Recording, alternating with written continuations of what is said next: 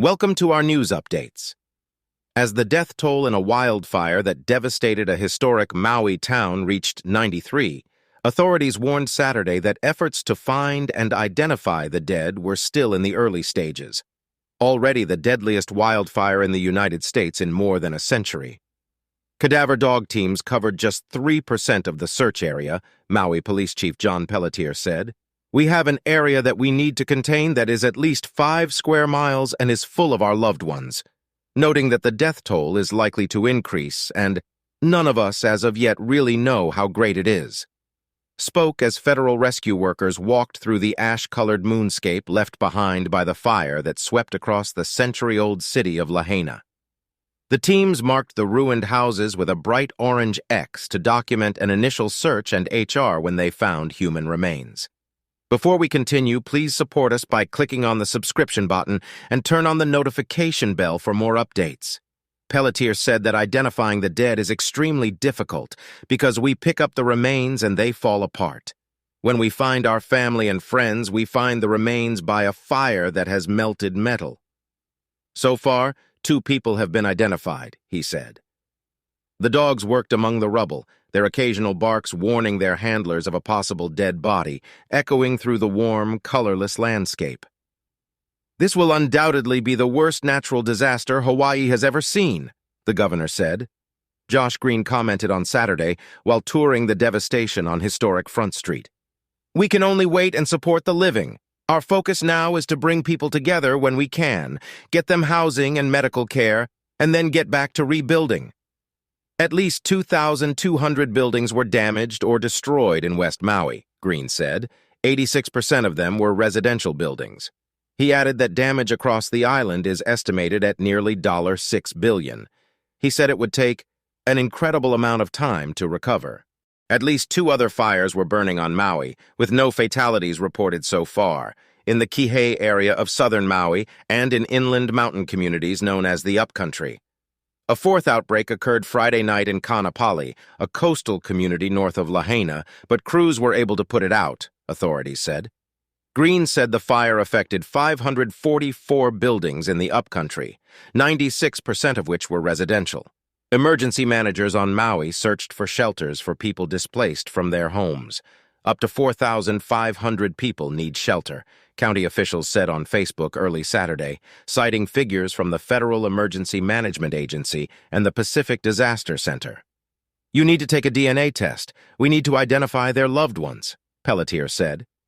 Those who escaped counted their blessings, were grateful to be alive, and mourned those who did not.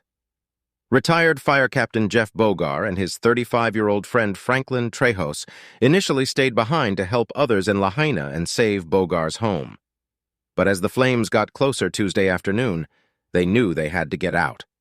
Everyone escaped in their own car.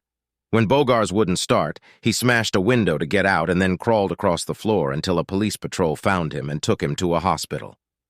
Trejos wasn't so lucky.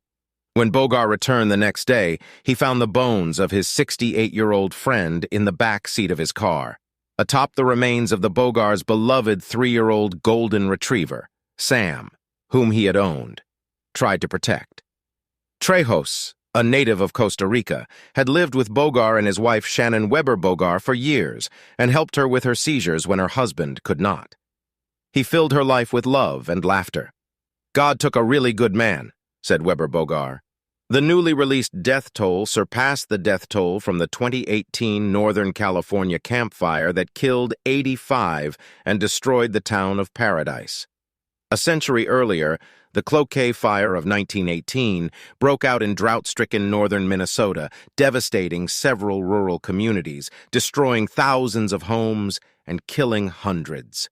The wildfires are the state's deadliest natural disaster in decades, surpassing the 1960 tsunami that killed 61 people.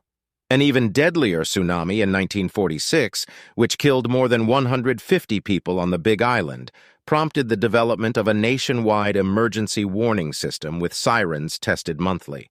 Hawaii emergency management records do not indicate that warning sirens sounded before the fire struck the city. Officials sent alerts to cell phones, TVs, and radio stations, but widespread cell phone and power outages may have limited their reach. Fueled by a dry summer and strong winds from a passing hurricane, wildfires on Maui spread through parched scrub that covered the island.